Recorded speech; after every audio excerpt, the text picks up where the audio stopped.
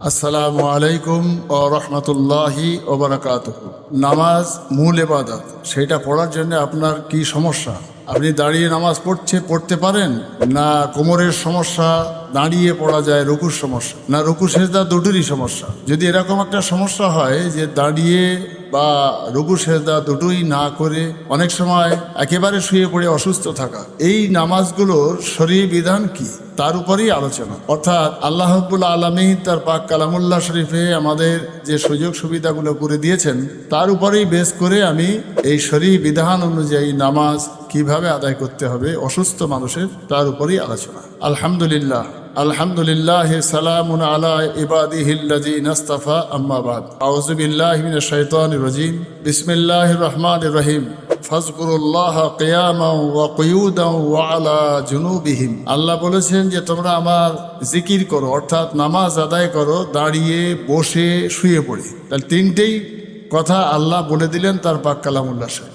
সেই সঙ্গে আল্লাহ বললেন যে তোমরা যে আমার ইবাদত করবে, লা ইউকাল্লিফুল্লাহু নাফসান ইল্লা বুসআহা লাহা মা কাসাবাত ওয়া আলাইহা মাকতাসাবাত।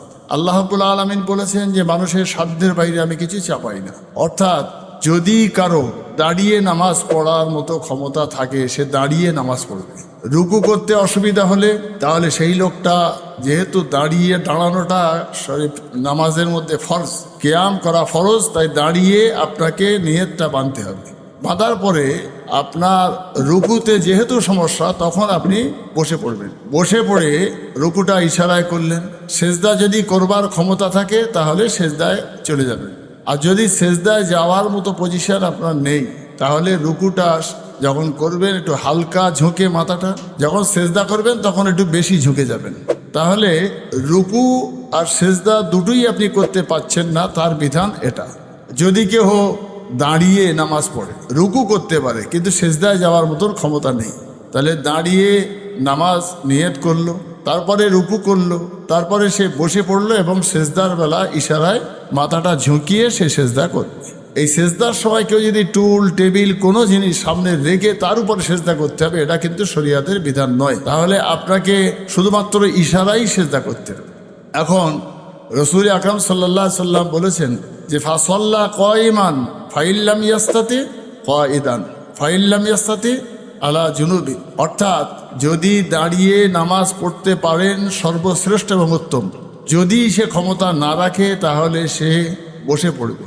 যদি বসে পড়ারও ক্ষমতা না থাকে তাহলে কি নামাজ আপনার মাফ হবে? নিঃসন্দেহে নয়। আল্লাহ বলেছেন ও আলা জুনুবিহিম, তোমরা শুয়ে পড়েও নামাজ পড়ো, আদায় করো, ইশারায় নামাজ পড়বে। তাহলে বোঝা যাচ্ছে যে চেয়ারে নামাজ পড়া থেকেও মাটিতে বসে, মেঝে বসে রুকু, সেজদা কিংবা শুয়ে পড়ে পড়ার বিধানটা শরীয়তের উত্তম।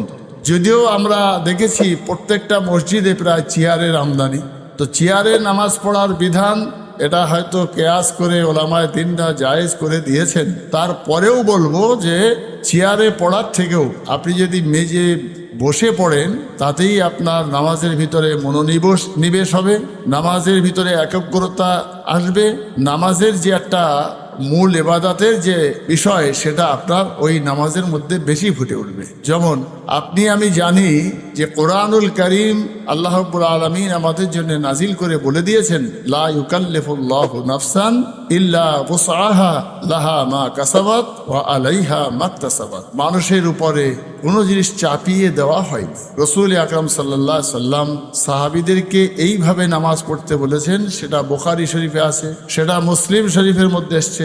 সেই হাদিসগুলো থেকে আর কোরআনের এই আয়াতগুলোকে নিয়ে ফকিহগণ যারা, তাঁরা এই মসলাগুলো ইস্তেমবাদ করেছেন, অর্থাৎ আমাদের কাছে তুলে দিয়েছেন। মহান আল্লাহ আমাদের শুদ্ধভাবে এই মূল্যবান ইবাদতটাকে আদায় করার তৌফিক দান করুক।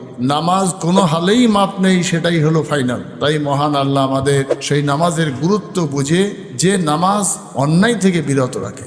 ইন্না সলাতা তানহা আনিল ফাহশাই ওয়াল মুনকার। নিঃসন্দেহে নামাজের কাজ হলো মানুষকে অন্যায় থেকে বিরত করা।